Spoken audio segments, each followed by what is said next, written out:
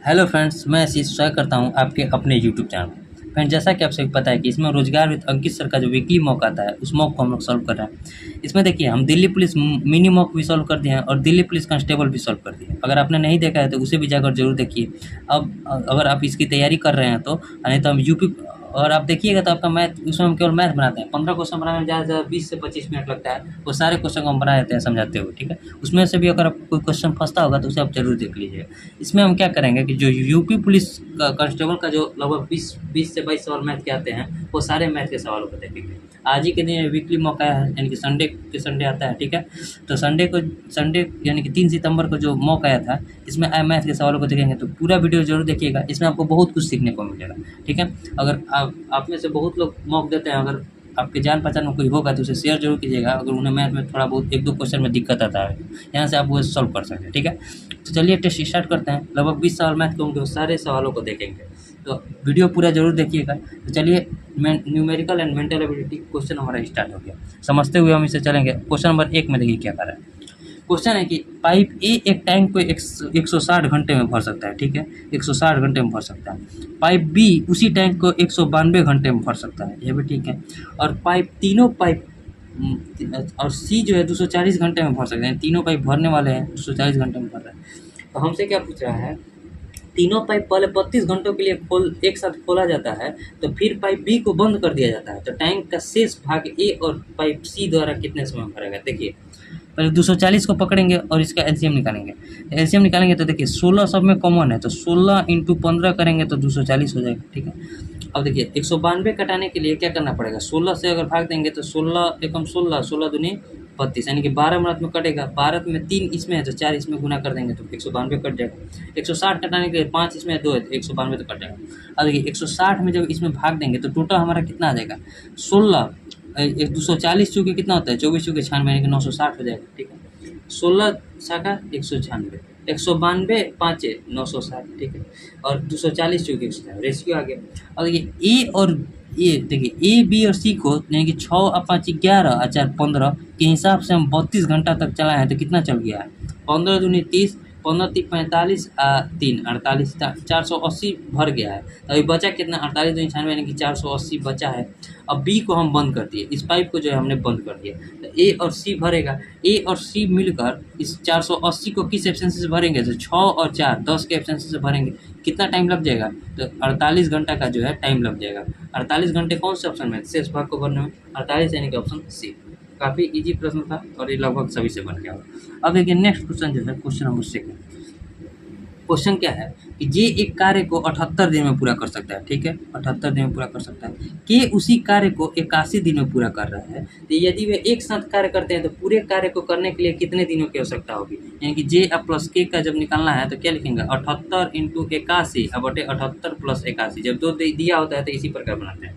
देखिए, तो देखिए पहले देखिए 78 × 81 को गुना मत कीजिए, 78 × 81 लिखिए और बटे में 78, 8 और 1 9 और 8 और 7 15, ठीक है। 8 देखिए 3 से कट जाएगा और 3 से दोनों करिए, 27 × 3 = 81, देखिए 27 × 3 = 81, 27 में और 3 से इसको कटाएंगे तो 5 और 5 53। देखिए 53 अब कटेगा नहीं क्योंकि सबके नीचे 53 है, तो यहाँ तो हमें भाग देना पड़ेगा। और देखिए 78 में हमें 27 से गुना करना है, एक लाइन में गुना कीजिए। 8 सते कितना हो जाएगा, 56। देखिए जब जितना मतलब क्वेश्चन कैलकुलेटिव बनाता है उसे आपको बनाना है, क्योंकि बहुत सारे लोग जो क्या करेंगे छोड़कर भागेंगे, यहीं आपको नंबर उठाना है। 8 सते 56, 8 दूनी 16 और 16 49 कितना होता है, 65, 65 और 5 कितना होता है, 71।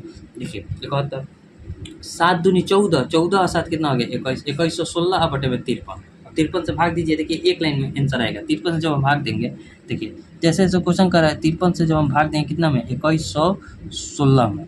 4 से ले जाइए, 4 से ले 3 चौके 12, 3 पचे 4 3 12 और 4 पचे 20 और 1 21, 212। 4 से नहीं जाएगा, यहाँ पहले गुना एक बार देख लेते हैं। 8 7 56 की 6, 8 दूनी 16, 16 और 49 कितना होता है, 8 7 56, 16 5 21, 21 और 49 70। सॉरी, देखिए गुना करने में कुछ गलती हुआ है। 8 7 56 की 6, 8 दूनी 16, 16 और 49 कितना होता है, 49 और 6, 49 और 6 55 और 10 65, 65 है, ठीक है ना। 65 और 5, 65 और 5 70, ठीक है 70। और 7 दूनी 14, 14 7 21 2106 होगा। 2106 में अब 53 से भाग देंगे। 53 से भाग देंगे किस में? 2106 में। तो कितना हो जाएगा? 4 ले जाएंगे तो ज़्यादा हो जाएगा, तो 3 ही ले जाना पड़ेगा। तो 3 के 9 और 3 पचे 15, यानी कि 159 हो जाएगा। 10 में से 9 गया 1, यहाँ क्या बचा? 20 में से 5 गया 1, 516। ठीक है, अब यहाँ देखिए 9 से ले जाएंगे, तो 9 से ले 9 तिया 27 और 9 पचे 45, 9 पचे 45 और कितना हो जाएगा? 9 तिया 27, 9 पचे 45 और 2 47, 477, यानी कि 39 पूर्णांक समथिंग आएगा। 39 और नीचे में 53, एक ही ऑप्शन में 39 देखिए निकल गया। 39 पूर्णांक जो है 39 बटा 53, जब इसको घटाइएगा तो 16 में से 7 गया, कितना बचा? 9, 9 से 16, 10 में 7 गया 3, 3 39 बचा। तो 39 पूर्णांक 39 बटा 53 जो हो जाएगा हमारा आंसर हो जाएगा। 39 पूर्णांक 39 बटा 53 कौन सा ऑप्शन में? तो ऑप्शन नंबर सी में। देखिए कैलकुलेशन है कि इसमें और कुछ क्वेश्चन नहीं है, क्वेश्चन में कुछ है यही करना होता है। तो कैलकुलेशन देखिए क्वेश्चन बहुत ईजी था, लेकिन बहुत से लोग जो क्या करेंगे ना, इसे स्किप कर देंगे क्योंकि सोच रहे हैं कि थोड़ा कैलकुलेटिव हो जाएगा। एक लाइन आप कीजिएगा ना आगे तो आंसर आ जाएगा। ठीक है, उम्मीद करते हैं आपको समझ में आया होगा। अब देखिए नेक्स्ट क्वेश्चन जो है क्वेश्चन नंबर 3, क्वेश्चन नंबर 3 देखते हैं। ये भी क्वेश्चन थोड़ा देखिए कैसा है कि एक राशि ए बी और सी के बीच इस प्रकार वितरित की जाती है कि ए अनुपात बी अनुपात सी जो है 16 अनुपात 17 अनुपात 18 के अनुपात में आता है। ठीक है, यदि सी अपने हिस्से में से 1800 रुपये बी को देता है तो ए बी सी का अनुपात जो है 17 अनुपात 19 अनुपात 18 हो जाता है। तो वितरित राशि देखिए सी जो है अपने हिस्से में से यानी कि 17x को 17 में 1800 रुपये और दे देता है। किस कौन देता है? तो 18x में से 1800 रुपये घटा होगा, यानी कि ये अपने हिस्से में से इसको दे रहा है। तो इसके हिस्से में 1800 जुट जाएगा, इसके हिस्से में से 1800 निकल जाएगा। तो रेशियो कितना आ जाएगा? 19/18। देखिए 18 से जब इसको कटाएंगे तो ये भी कट जाएगा, ये भी कट जाएगा 100 बराबर। ठीक है, अब देखिए ये क्या हो जाएगा? 17x प्लस 1800 बराबर किसके हो जाएगा? तो 19x और माइनस के 1900। देखिए ये भी क्वेश्चन थोड़ा कैलकुलेटिव है लेकिन बहुत आसान है। अब 17 उधर घट जाएगा तो कितना बचेगा? 2x और 19 28 प्लस 1800 बराबर 19x में 1900। यहाँ तक तो समझे थे। अब देखिए 17 में 19 में से 17 गया तो क्या बचा? 2x, और ये इधर आकर जुटेगा तो 19 18 कितना होता है? 37, 19 8 27 2 37, 3700, यानी कि x बराबर कितना आ गया? 1850। x बराबर आ गया हमारे पास 1850। तो वितरित राशि ज्ञात कर रहा है, वितरित राशि यानी कि ये टोटल का योग पूछ रहा है हमसे, टोटल का योग पूछ रहा है। तो कितना हो जाएगा? 18 और 7 25 10 35 और 6 35 और 6 41 और 10 51 का वैल्यू पूछ रहा है, यानी कि 51x का वैल्यू पूछ रहा है। तो 51 गुने क्या करेंगे? 1850 करेंगे।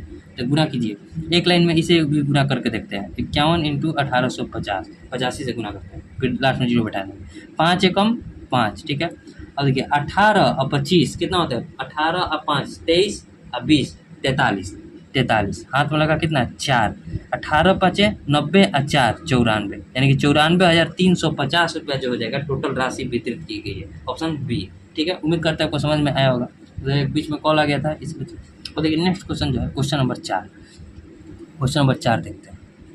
क्वेश्चन नंबर 4 में क्या कर रहा है कि एक रेलगाड़ी मतलब एक रेलगाड़ी x से y तक 176 किलोमीटर पर आवर की चाल से चलती है और 300 मिनट देरी से पहुंचती है। ठीक है, यदि वह 187 किलोमीटर पर आवर की चाल से चलती है और 300 मिनट जल्दी पहुंच जाती है तो x और y के बीच की दूरी बताना है। देखिए 176 के स्पीड से चल रही है तो 300 मिनट देरी से पहुंच रही है। ठीक है, और जो है कितना 187 के स्पीड से चल रही है, 187 के स्पीड से चल रही है तो 300 मिनट पहले पहुंच जा रही है, टी माइनस 300।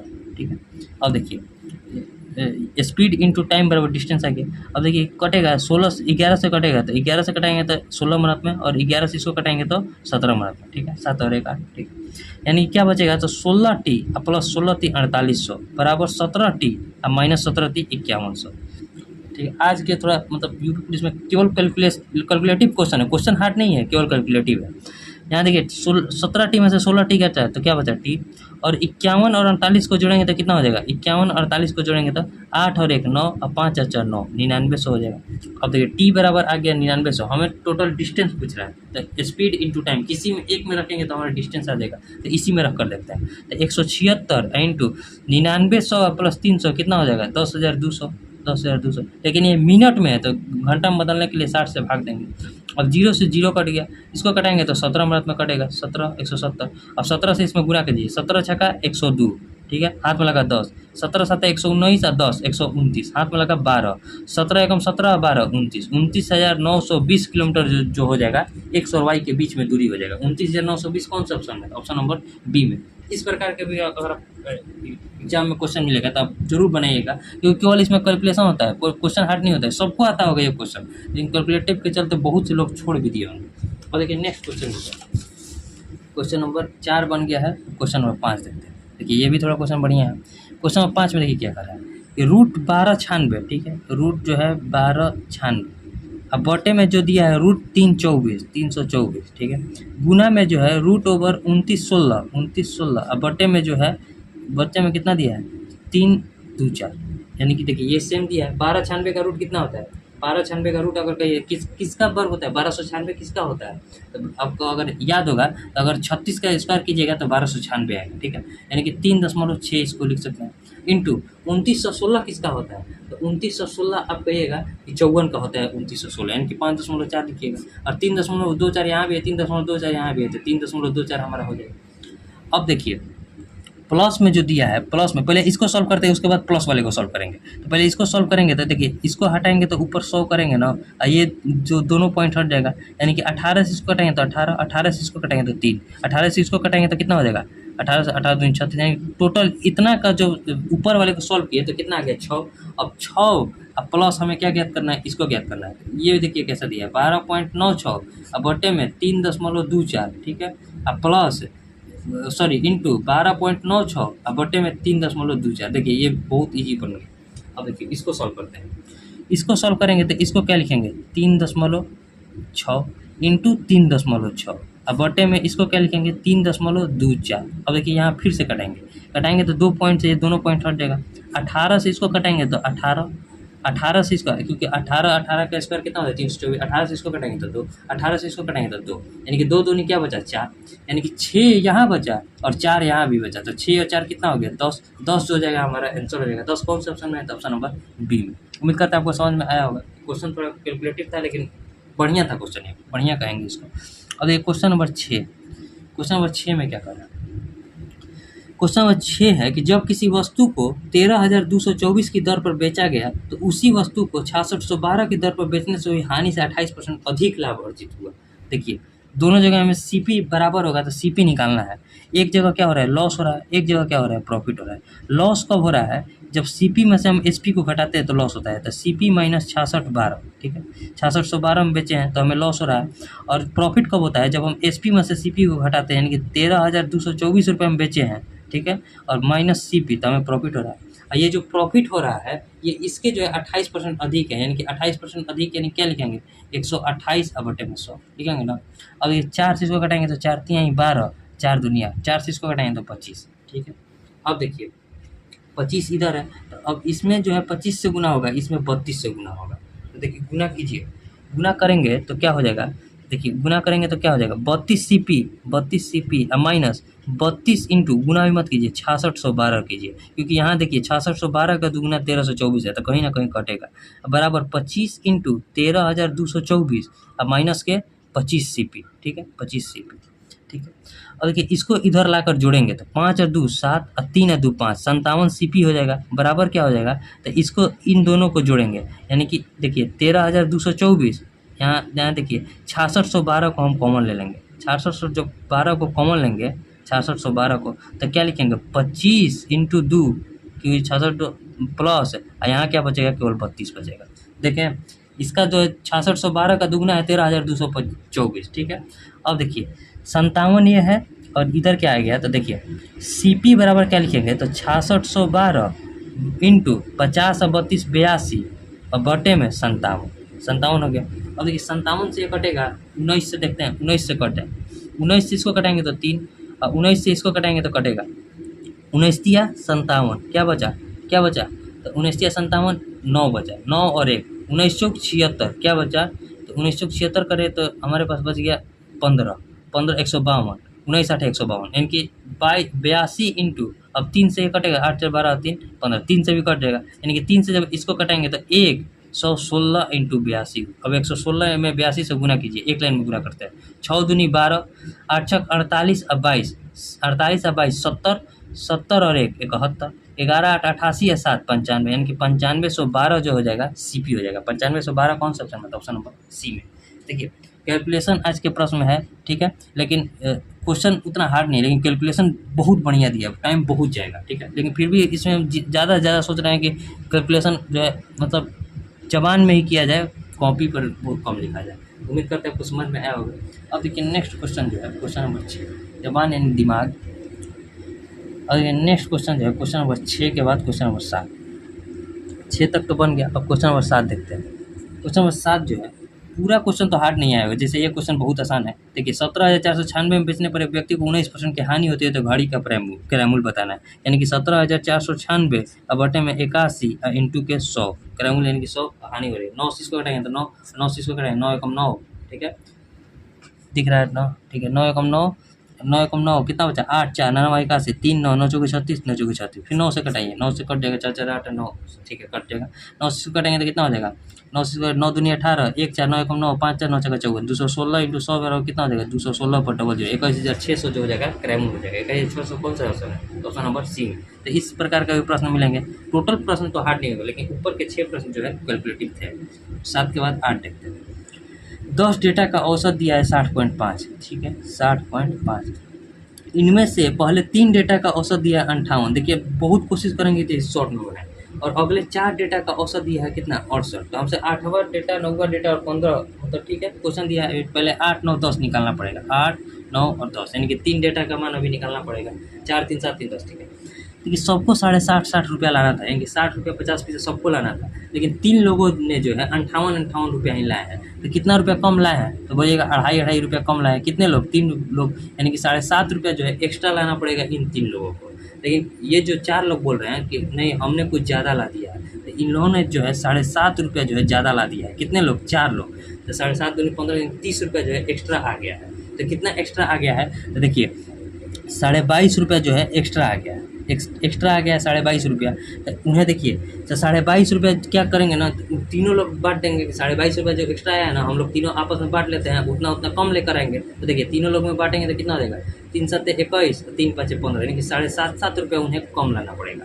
लाना था उन्हें 60 रुपये 50 पैसा, लेकिन अब 7.5 रुपया कम लाएंगे तो कितना लाएंगे 60.5 और माइनस 7.7 यानी कि 0, तो 60 में से 53 रुपया ही अब उन्हें लाना पड़ेगा, ठीक है 53 रुपया लाना पड़ेगा। लेकिन कौन कौन सा है तो 8 है 9 है और 10 है। लेकिन क्वेश्चन में देखिए क्या कर रहा है, क्वेश्चन में कह रहा है कि 8वां जो डेटा है वो 9वें डेटा से 15 कम और 10वें डेटा से 9 कम है। यानी कि 8वां डेटा मान लीजिए x है तो 9वां डेटा कितना हो जाएगा x + 15 और 10वां डेटा कितना हो जाएगा x + 9, ठीक है। ये तीनों का योग दिया है कितना 53 इंटू संख्या, मतलब ये औसत आ गया उनका, एवरेज इंटू संख्या गुना करेंगे टोटल योग हो जाएगा 53 इंटू 3, ठीक है।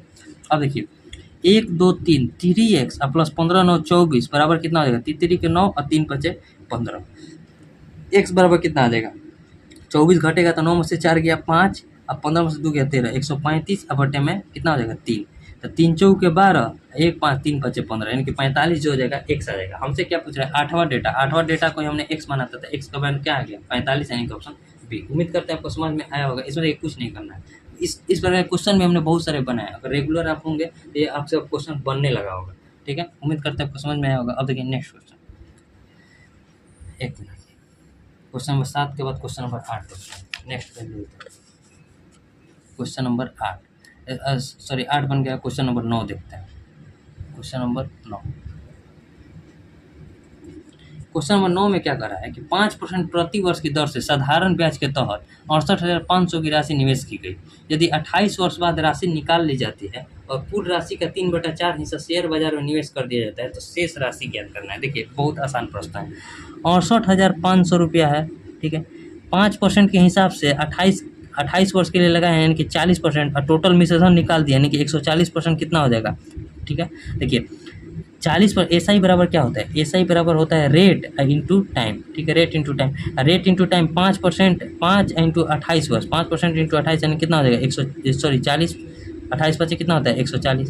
140% का रेट जो है कितना ब्याज आया होगा, लेकिन ब्याज ना निकाल कर हम सीधे मिश्र धन निकाल लेते हैं। तो 100% पर मूलधन होता है। देखिए मिश्र धन जब निकालेंगे, पूरा मिश्र धन निकालेंगे तो 140% ब्याज भी निकालेंगे और 100% अपना पूंजी भी निकालेंगे, टोटल 240% निकाल देंगे। तो यहाँ से हम टोटल 240% निकाल दिए, क्योंकि टोटल निकाल लिए तो 240 सीधे निकाल लेते हैं। ठीक है, और उसमें से 3/4 हिस्सा शेयर बाजार में लगा दिया है, यानी कि 1/4 हिस्सा ही बचा है। शेष राशि पूछ रहा है, 1/4 हिस्सा बचाए हैं और बस निकाल दीजिए।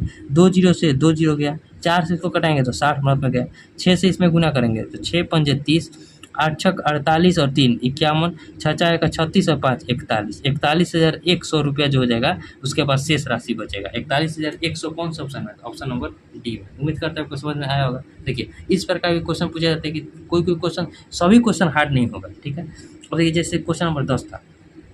क्वेश्चन कहता है कि ब्याज की गणना वार्षिक चक्रवृद्धि आधार पर करते हुए प्रति वर्ष 20% की दर से एक धनराशि को 2 वर्ष के लिए निवेशित किया जाता है, तो प्राप्त ब्याज 2464 रुपया है। तो मूलधन ज्ञात करना है। देखिए 20% को हम पहले क्या लिख सकते हैं, 1/5। एक होता है प्रिंसिपल और एक होता है क्या, अमाउंट, यानी कि 5 रुपया जो है अमाउंट 6 रुपया हो गया। 2 वर्ष के लिए हो रहा है, यानी कि अगले साल भी 5 रुपया 6 रुपया हो गया होगा, यानी कि टोटल जो देखा जाए तो 25 रुपया जो है, 25 रुपया 36 रुपया होगा। ठीक है, तो हमसे ब्याज दिया है, दोनों का अंतर है, मूल अमाउंट में से मूलधन घटा तो ब्याज आया, यानी कि दोनों का अंतर कितना है, 11 का वैल्यू दे दिया है 2464। ठीक है, 2464। तो हमसे क्या पूछ रहा है, मूलधन, यानी कि 25 का वैल्यू पूछ रहा है। ठीक है, 25 का वैल्यू पूछ रहा है, तो 25 का वैल्यू निकालेंगे तो 2464 अब बटे में 11 इंटू के 25, 11 से इसको कटाएंगे तो कितना हो जाएगा, 11 दूनी 22, 2 6 11 दूनी 22, 4 4 11 चौक 44 इंटू 25, गुना कीजिए। गुना करेंगे तो क्या लिखेंगे, 25 चौके 100। ठीक है, 25 दूनी 50 और 10 60, 25 दूनी 50 और 6 56, यानी कि 5600 रुपया जो हो जाएगा मूलधन हो जाएगा। 5600 कौन सा ऑप्शन में आता है, ऑप्शन नंबर सी में। उम्मीद करते हैं आपको समझ में आया होगा। और देखिए next question, question number 11। Question number 11 में देखिए क्या करें। क्वेश्चन है कि जिस समानांतर श्रेणी में एपी का 10वां और 6वां पद क्रम से 29.25 और 25.25 है, तो उसके पहले 14 पदों का योगफल बताना है। देखिए अगर ये 10th में आप पढ़े होंगे तो एपी का फॉर्मूला याद होगा। 10वां पद निकालने के लिए क्या करते हैं, a + 9d बराबर कितना दिया है, 29.25। ठीक है, और एक दिया है 6वां पद, यानी कि a + 5d का मान दिया है कितना, 25.25। यहाँ से हम डी का वैल्यू निकालेंगे तो माइनस माइनस माइनस कट गया, 9 में से 5 गया, 4d बराबर कितना हो जाएगा 0, 25 में से 29 में 25 गया 4, यानी 4.0, यानी कि डी बराबर आ गया हमारा 1। जब डी बराबर 1 आ गया तो ए बराबर कितना हो जाएगा, ए बराबर हो जाएगा 29.25 और माइनस 9d यानी कि -9। ठीक है, यानी क्या हो जाएगा 20.25, ये ए का मान आ गया। हमसे क्या पूछ रहा है कि ए से 14, यानी कि 14 संख्याओं का योगफल पूछ रहा है। क्या होता है n/2 इंटू कितना हो जाएगा 14/2 इंटू 2a यानी कि 2 इंटू 20.25। ठीक है, अब प्लस n-1 यानी कि 14 में से 1 या 13 और डी का मान इंटू डी। तो ये क्या होता है फार्मूला, एक बार फार्मूला लिख देते हैं। एस बराबर होता है n/2 into 2a plus n-1 into D, यही फार्मूला होता है। ठीक है, अब देखिए पूरा कीजिए, ये कट जाएगा तो 7 हो जाएगा और इंटू 20 दूनी 40.5 हो। ठीक है, अब प्लस 13 जोड़िए, 40 और 13 कितना होता है 53, 53.5 में अगर 7 से गुना करेंगे तो कितना आंसर हो जाएगा, 7 पंजे 35, 7 तेरी 21 और 3 24, 7 पाँचे 35 और 2 37, यानी कि 374.5 जो हो जाएगा पहले 14 संख्याओं का जो है योगफल हो जाएगा। 374.5 कौन सा ऑप्शन होता है, ऑप्शन नंबर सी में। ठीक है, बन गया होगा। अब देखिए नेक्स्ट क्वेश्चन जो है क्वेश्चन नंबर 12। क्वेश्चन नंबर 12 देख सकते हैं। क्वेश्चन नंबर 12 में देखिए क्या करेगा। अनुराधा अपने पैसा एक फर्म में निवेश करती है। ठीक है, जहां मूल राशि 10 वर्षों में 3 गुना हो जाती है। तो फर्म द्वारा दी जाने वाली साधारण ब्याज का वार्षिक, यानी कि देखिए प्रिंसिपल है, अमाउंट है, 1 रुपया जो है 3 रुपया हो गया। साधारण ब्याज यानी कि कितना रुपया बढ़ा है, 2 रुपया बढ़ा है, यानी कि ऐसा ही आ गया 2, और टाइम दिया है कितना, टाइम दिया है 10 वर्ष। तो हमसे क्या पूछ रहा है, रेट पूछ रहा है। रेट निकालना है तो क्या लिखेंगे, 2 रुपया ब्याज बढ़ा, 2 इंटू 100, अब मूलधन कितना है 1 रुपया, इंटू कितना वर्ष में, तो 10 वर्ष में, तो हमारा रेट निकल जाएगा। 0 से 0 कट गया, यानी कि 10 दूनी 20% का जो है रेट दे रहा है। 20% का रेट कौन सा ऑप्शन है, ऑप्शन नंबर बी। उम्मीद करते हैं समझ में आया होगा। अब देखिए नेक्स्ट क्वेश्चन जो है क्वेश्चन नंबर 12 के बाद क्वेश्चन नंबर 13। अब ज़्यादा क्वेश्चन नहीं होंगे, क्वेश्चन 8 क्वेश्चन के आसपास है। क्वेश्चन नंबर 13 में देखिए क्या करें। क्वेश्चन नंबर 13, क्वेश्चन क्या है कि एक कारखाने में अजय और विजय हीरे काटने के लिए एक मशीन पर काम करते हैं। लेकिन बारी-बारी के आधार पर कार्य करते हैं।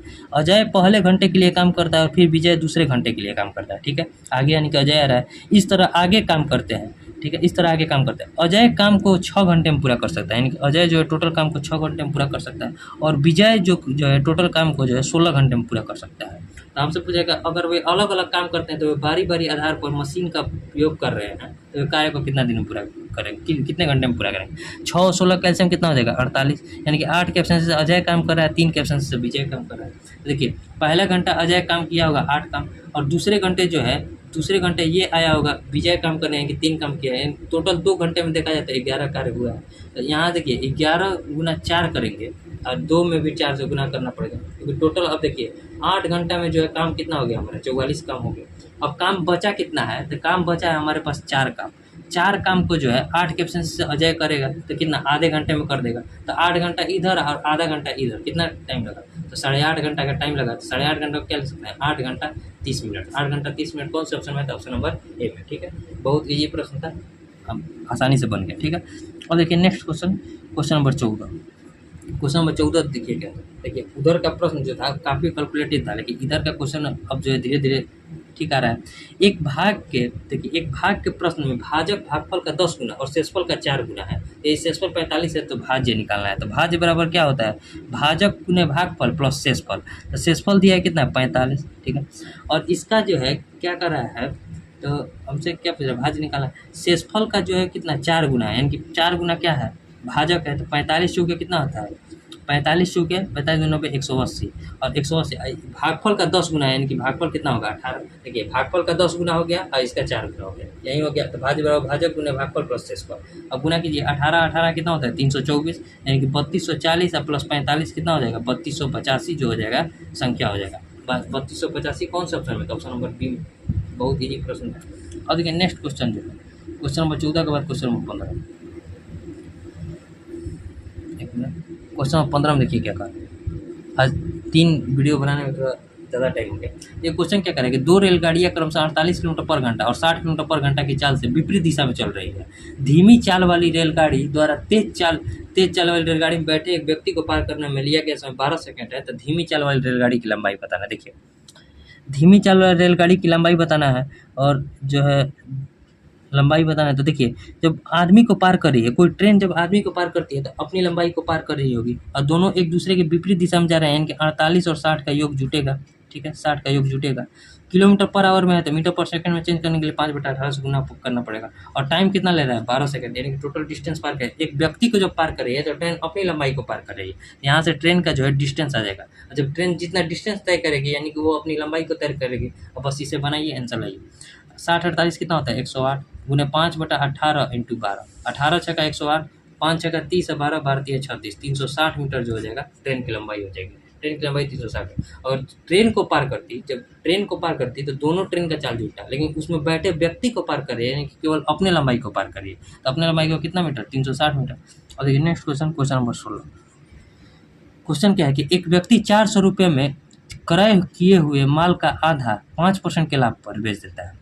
यदि उसे शेष माल को किस लाभ पर प्रतिशत पर बेचना चाहिए ताकि पूरे माल पर 25% का लाभ? देखिए आधा माल को जो है 105% 5% लाभ पर बेच रहा है और आधा माल का वैल्यू हमें निकालना है, इनके x% के लाभ पर उसे बेचेगा और टोटल पर जो है 25% का लाभ, इनके 125। आधा यानी कि 1:1 के अनुपात में बेच रहा है। 200 204, ठीक है? 1:1। यहाँ से देखिए 105, ठीक है? अब प्लस x बराबर कितना हो जाएगा? 125 दूनी 250। x बराबर कितना आ जाएगा? 225 250 में से 150 घटा तो कितना बचा? 145। यानी 145 बराबर क्या हो जाएगा? कितना परसेंट का लाभ? 100% पर जो होता है हमारा क्रैमुल होता है, तो 45% का लाभ पर जो है शेष भाग को बेचना पड़ेगा। 45% का लाभ कौन सा ऑप्शन है? तो ऑप्शन नंबर डी, ठीक। ये भी प्रश्न बहुत ईजी था। अब देखिए नेक्स्ट क्वेश्चन जो है question number 17। Next question number 17 क्या कर रहा है? अब आखिरी के 3 से 4 सवाल बचे हैं, देख लेते हैं पूरे सवाल को। एक लोहे के छड़ जिसका व्यास 4 सेंटीमीटर और लंबाई जो है 12 सेंटीमीटर है को एक समान मोटाई वाले तार में बदल दिया जाता है जिसकी लंबाई 12 मीटर है। तो तार की मोटाई यानी कि व्यास हमें बताना है। देखिए एक लोहे के छड़ जिसका व्यास दिया है डी बराबर दिया है कितना? 4। तो आर बराबर कितना हो जाएगा? 2, ठीक है? और लंबाई दे दिया है कितना? 12 सेंटीमीटर, यानी कि एस दिया है 12 सेंटीमीटर। और क्या है, जब लोहे का छड़ होता है बेलन के आकार का होता है, यानी कि पाई आर स्क्वायर इंच दिया है, तो कितना हो जाएगा। और यहाँ क्या निकाला है, पाई आर स्क्वायर इंटू एच, ठीक है। इसे हम बदल रहे हैं, कोई इसी को बड़ा मान छोटा मान बनता थी, पाई से पाई कट गया। हमसे यहाँ क्या एच दिया है, आर निकालना है, तो आर स्क्वायर क्या हो जाएगा, आर स्क्वायर यानी कि 2 इंटू 12 और बटे में एच का वैल्यू दिया है 12, लेकिन ये किस में दिया है, तो मीटर में दिया है, तो सेंटीमीटर में चेंज करने के लिए तो 100 से गुना करना पड़ेगा। 12 से 12 कट गया, यानी क्या लिखेंगे 4 और बटे में 100, तो आर बराबर क्या हो जाएगा 2 और बटे में 10 यानी कि 0.2। लेकिन हमसे 0.2 ना पूछा है, डी पूछा है, डी बराबर क्या हो जाएगा 2r, यानी 2 इंटू 0.2 बराबर क्या हो जाएगा 0.4 सेंटीमीटर। वैसे भी 0.2 कहीं ऑप्शन में नहीं है, अगर ऑप्शन में रहता तो थोड़ा दिक्कत करता। तो 0.4% जो हो जाएगा हमारा ऑप्शन डी जो हो जाएगा आंसर हो जाएगा। अब देखिए नेक्स्ट क्वेश्चन जो है क्वेश्चन नंबर 18। क्वेश्चन नंबर 18 में क्या करें कि एक दुकानदार ने एक कुर्सी का अंकित मूल्य एक निश्चित राशि पर रखा। यदि दुकानदार 15% छूट देता है तो उसे 1445 रुपये में बेचता है। तो अंकित मूल्य क्या है, देखिए ये भी आसान है। 1445 जो है किसके बराबर है, 15% की छूट यानी कि 85% के बराबर है। तो हमसे 100% का वैल्यू पूछा है। 5 से कटाएंगे तो 17 और 5 से इसको कटाएंगे तो कितना हो जाएगा 20। 17 से इसको कटाइए कट जाएगा 17 आठे कितना होता है 136, क्या बचा 8 5 17 5 85, 85 दूनी 170, यानी कि 1700 रुपये जो हो जाएगा उसका अंकित मूल्य हो जाएगा। 1700 कौन सा ऑप्शन में, तो ऑप्शन नंबर सी में। अब देखिए next question, question number 20। Question number 20 में देखिए क्या कह रहा है कि कह रहा है कि सी और डी स्थानों से मिलकर उत्तीर्ण होने वाले उम्मीदवारों की संख्या और बी और ई संस्थानों से मिलकर परीक्षा में उपस्थित उम्मीदवारों की कुल संख्या का लगभग कितना परसेंट है, निकटतम पूर्णांक तक बताना है। देखिए क्या कर रहे हैं, सी और डी में उत्तीर्ण कौन सा है, लाल वाला है, तो सी और डी में कौन सा है, तो सी का वैल्यू दिया है 8 और डी का वैल्यू दिया है 26, यानी 26 8 कितना हो गया 34। और बी और ई में उपस्थित उम्मीदवार, यानी कि बी और ई में उपस्थित कितना है 24 उपस्थित है बी में, और ई में कितना उपस्थित है 20, यानी कि 44 उपस्थित है। तो इसका जो है कितना परसेंट, मतलब कितना परसेंट है, यानी कि 34 जो है 44 का कितना परसेंट है, ठीक है। 4 से इसको कटाएंगे 11 मत में 4 से इसको कटाएंगे तो 25। और देखिए निकटतम पूर्णांक तक बताना है, तो निकटतम पूर्णांक देखिए 11 34 ना रहा, अगर 33 रहता तो 3 से कट जाता ना, यानी कि 25 दही है 25 या 75% से जो है थोड़ा बहुत कुछ ज़्यादा आएगा। तो 75% से ज़्यादा एक ही ऑप्शन है, ऑप्शन 77। अब इसके एकदम करीब करीब देता तो यहाँ निकटतम पूर्णांक पूछता है क्यों, जब करीब करीब ऑप्शन देता तो निकटतम पूर्णांक क्यों पूछता। 75% जो हो जाएगा हमारा आंसर हो जाएगा 75, मतलब 77% जो हो जाएगा हमारा आंसर हो जाएगा। और देखिए आज का आखिरी सवाल क्वेश्चन नंबर 20 ही सवाल है इसमें। अब आखिरी का सवाल क्या है, क्वेश्चन नंबर 20 देखिए क्या है। वर्ष 2014 में बीमा पॉलिसी लेने वाले व्यक्तियों की संख्या में वर्ष 2011 में पॉलिसी लेने वाले व्यक्तियों की संख्या की तुलना में लगभग कितना % परिवर्तन हुआ है। तो देखिए 2014 में बीमा कितना लिए हैं 72 और 2011 में कितना थे 54। देखिए कितना का परिवर्तन हुआ है, तो 18 का परिवर्तन हुआ है। किस पर परिवर्तन हुआ है, 54 पर परिवर्तन हुआ है, मतलब 54 से 72 हुआ है ना, तो 54 पर परिवर्तन हुआ है इंटू 100, 18 या 54 यानी कि 33। हाँ तो 33.33% जो हो जाएगा हमारा आंसर हो जाएगा 33.33% ऑप्शन ए, ठीक है। अब इसे हम सेव करते हैं, क्वेश्चन पूरा बन गया। अब इसे सेव कर देते हैं, सेव। 1 मिनट रुकिए, इसमें कितना टाइम 33 मिनट का टाइम लगा, ज़्यादा टाइम नहीं लगा है, 1 मिनट। व्यू रिजल्ट देखिए यहाँ 20 क्वेश्चन बनाए हैं, 20 करेक्ट है। 14,937 लोगों ने अभी तक इस टेस्ट को दे दिया है, ठीक है। उम्मीद करते हैं आपको पूरा क्वेश्चन समझ में आया होगा। पूरा क्वेश्चन समझ में आएगा तो इसे शेयर जरूर कीजिएगा। अब मिलेंगे नेक्स्ट वीडियो में, तब तक के लिए जय हिंद।